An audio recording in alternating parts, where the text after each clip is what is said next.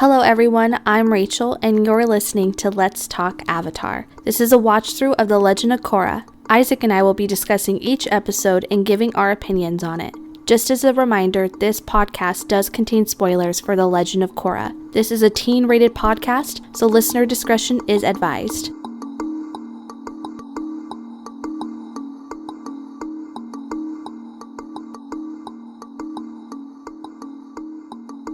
Hello everyone and welcome back to Let's Talk Avatar. I'm Rachel.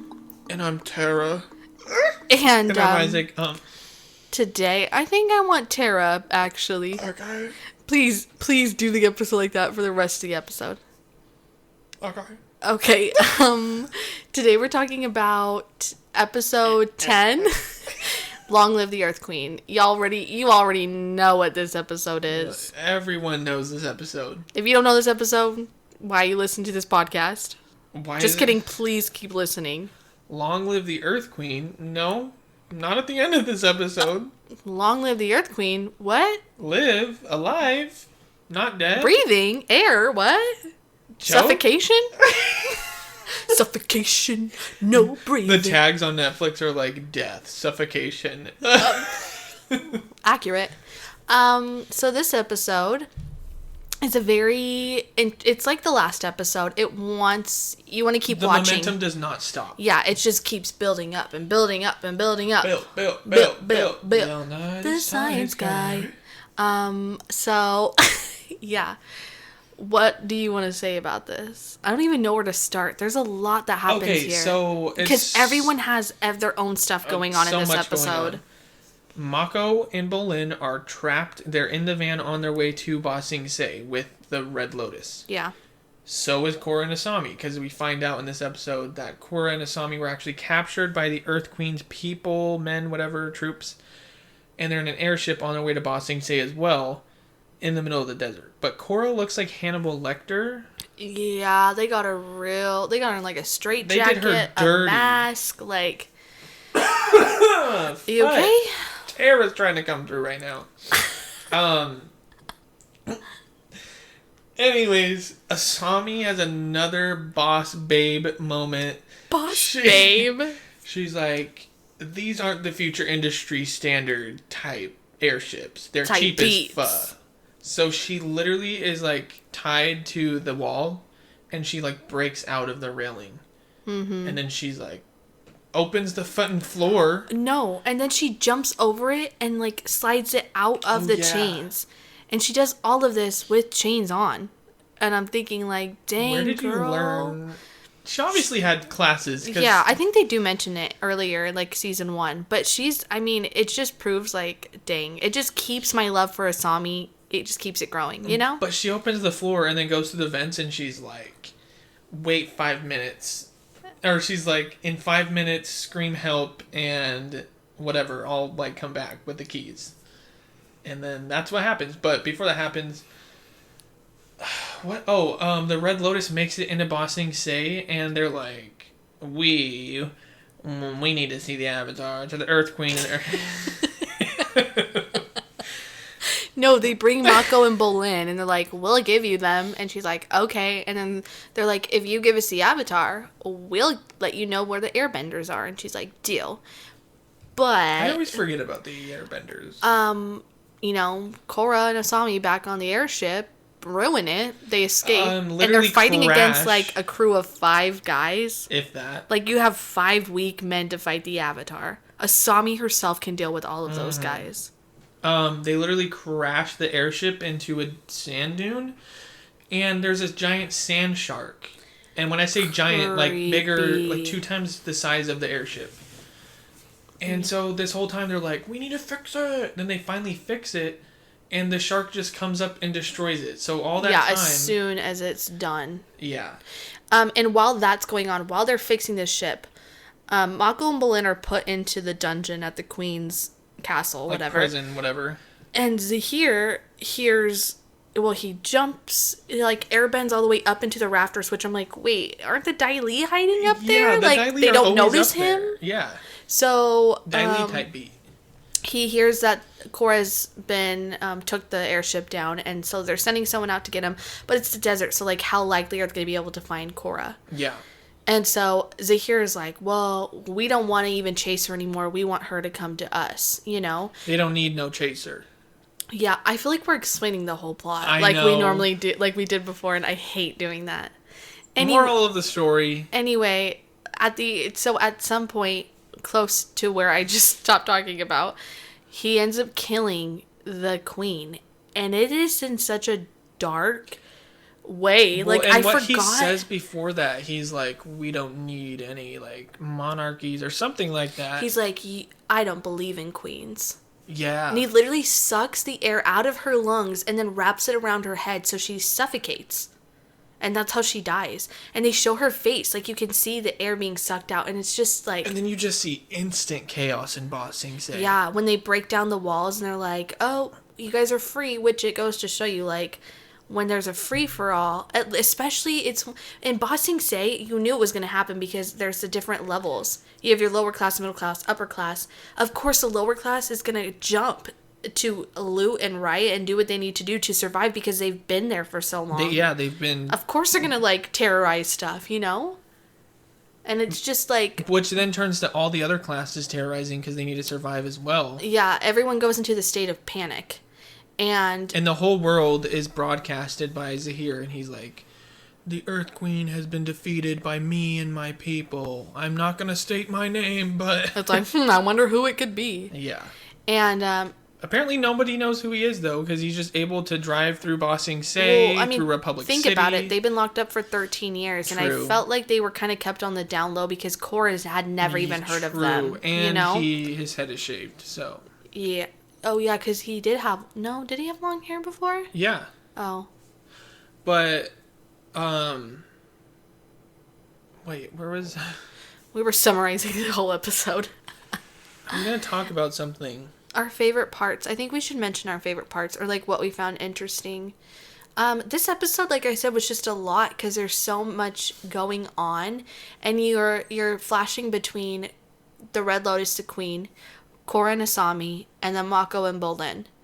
And I love the relationship that that Korra and Asami built with those troops, though, because they were able to like work together. Yeah, and when they split up, you know, the guy's like, whatever the situation between you and the Earth Queen is hope it gets resolved. Yeah, and it's above my pay grade. Pretty much being like, just go. Thanks for saving us. Because they didn't have to. They could have left them. But of course, that's not Korra. But before they go to Ba Sing Se... Or no, Korra never makes it to Ba Sing Se, right? No, not in this episode. But they go to Misty... Is it the Misty Palms area again? No, it's a different one. It's where... It's the same one that Iroh and Zuko went to. Yeah. But they're like, why is there a dragon here? And there's just a dragon waiting outside. Let's just go drink. Yeah, so they go in to get a drink, and Zuko, Lin and Tonrock. Lin and Tonrock are there, and they're talking about like plans and all that. And then Korra's there, and then they're just talking. Anytime we get to see Zuko, it makes me excited. You know, like anytime, even Katara, seeing the old characters, I'm like, oh, it makes me happy. But Korra's not ever excited about Zuko. She's just like, oh, hey. Like, okay, that is she wasn't Zuko. even that excited to see her dad. And I'd be like, Dad, what are you doing I'd be like, here? I haven't seen you in frickin' weeks. Like, cut to Katara not seeing her dad for years. True. Maybe it's a Water Tribe thing. I don't know. Yeah, but when she sees Zuko, it's just like, hey. Like, okay. Like, that's Zuko. Your friend. Here. He's your best friend. Anyways, word gets around that the Earth Queen's dead. Everyone's like, holy crap. Tell me why no one seems to really be upset, though. I mean, would you... No one's really distraught. No one really cares. The only reason I think people are scared is because they know what's going to happen. Ba Sing Se is the biggest city in Avatar and the epicenter for the frickin' Earth Kingdom. The biggest kingdom in the world. Yeah. So when they don't have a ruler, no one to take control, the whole kingdom's got to go out of whack. Not just Ba Sing Se. 100%. It's just, I feel like we're not really explaining all the little details, but there's like little details and stuff that goes on in this episode. It's just it's crazy. It's one of those episodes, like I said, that builds momentum, so you're like, oh, I want to keep watching.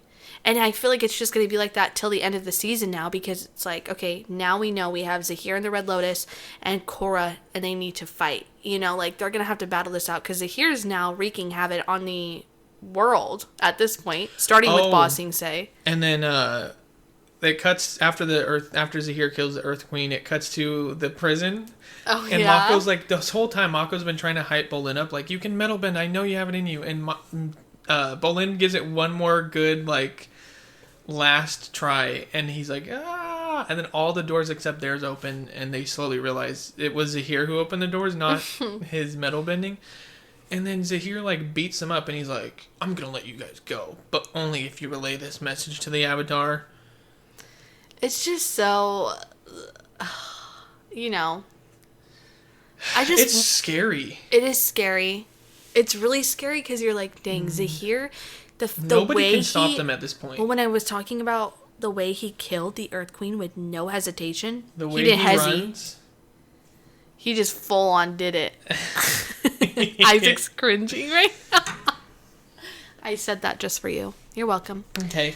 Everyone comment Hezi on Isaac's page. He hates that word so much. Anyways, Zahir is freaking scary. I'm going to talk about the end of this season just because I can't get out of my head. How the fuck did these raggedy ass airbenders take him down? Anyways. I mean, they did annihilate the rest of the Red Lotus, so it was just him. You do have some kind of confidence knowing you have 3 other benders, talented benders behind you. True. You know? And it would cause anyone to maybe go a little crazy to know, like, actually, all of your they got friends. rid of 2. Because in that moment, Pali was already got. Oh. She got bagged. Pali. Got bagged. Anyways, bag me up, sis. I can't wait till we get to the episode. The thing, there's so many, like, memes about it. It's so bad. So dark. It's dark. It's like bad. We had a blast. That's when Lin and Suyin and Lin take her out, remember? Which begs the question. Pali has, like, such a devotion to Zahir, and I don't think Zahir has the same devotion to her. I think obviously not. He's okay when he died. He's like, finally, I can let go of my earthly tethers. But they obviously loved each other because that was a tether for him. He obviously had some form of love for her because that was the last tether for him. But I think it was like a very toxic, manipulative, and I don't think relationship. And I don't think Pali understood that, which is sad because she dies thinking for him. Yeah. She dies for him and his cause. She loves him that much. Think about Kuvira and her fiance. It's the same kind of thing, you know? Like, when it comes down to it, they are willing to sacrifice everything in their lives for the good of mankind, or what they believe in their heart is the right choice. And in reality, it's just complete chaos, you know? Yeah. But to them, that's what makes it scary, is because to them, they think that it is 100% the right choice, and everyone should feel this way. Sounds familiar. Oh, yeah, I'm thinking too. I know a few people like that. Anyway, yeah. Who is your favorite Red Lotus member? You Hezi? Not Pali. She just doesn't like. I love her character design though. It's so good. I like her character design. Don't get me wrong, but her character herself, like, I'm not a huge fan of. It'd either be like Minghua. Yeah, I kind of like Gazan. Honestly, I feel like he's an underrated character. When Mako and Bolin were inside the truck with them, and Mako's just making small talk, he's like, "I sense a tension between you two." And then Gazan's like, pissed. "Yeah," and then Minghua's like, "Ugh." Oh, and I think I knew this before, but I wasn't sure. The girl that voices, what's her name? Grey Delise, is that her name? The one that voices Azula is the same, I think she does voice the same Minghua. Minghua. I think. Minghua. I'm going to check it, actually, because I'm curious. Minghua. Get it? Wa, like water. Wow. We had pulled pork today. It was pretty good. Really good, guys. We also cooked it for like how many hours? 5. 5 hours with root beer. I know that sounds weird, but it's so good. Yeah. They are voiced by her. Okay. So you can tell when she talks. Yeah, you know, it's like very slight, but it's like obvious, kind of. Still has that Azula vibe. Azulovich.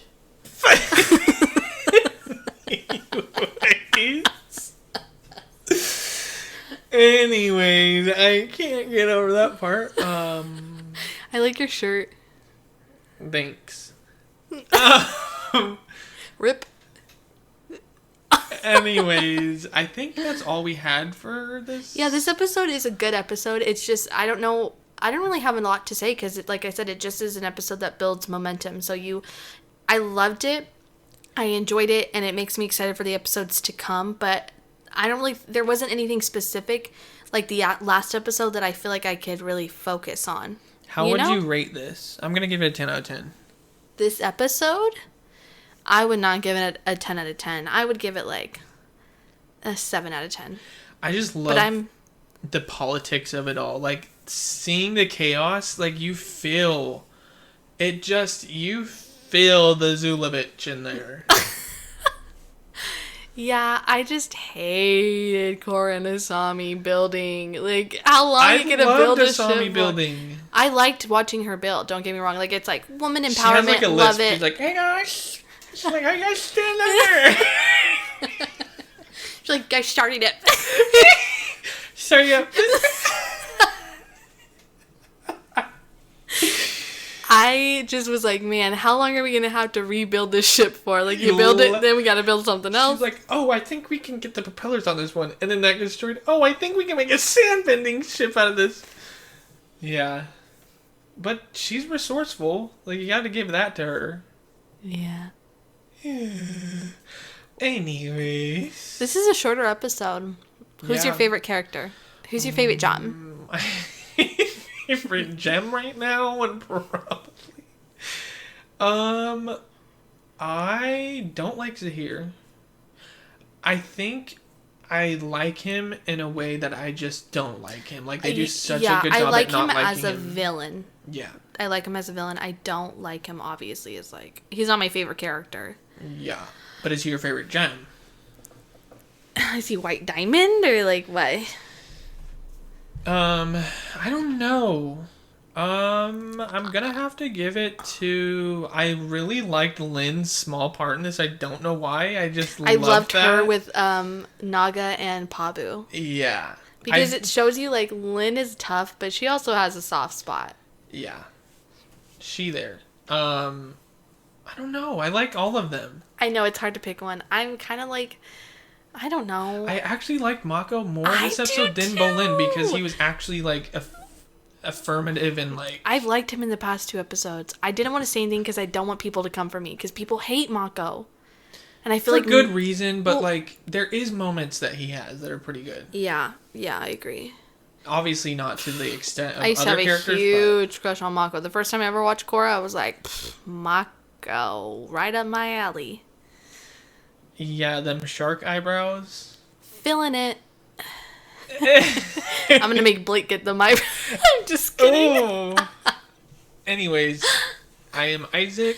I am Rachel. And we will see you next time we see you. Next time we see you. Let's talk to Avatar. Bye. Bye. Kamsahamnida. Kamsahamnida.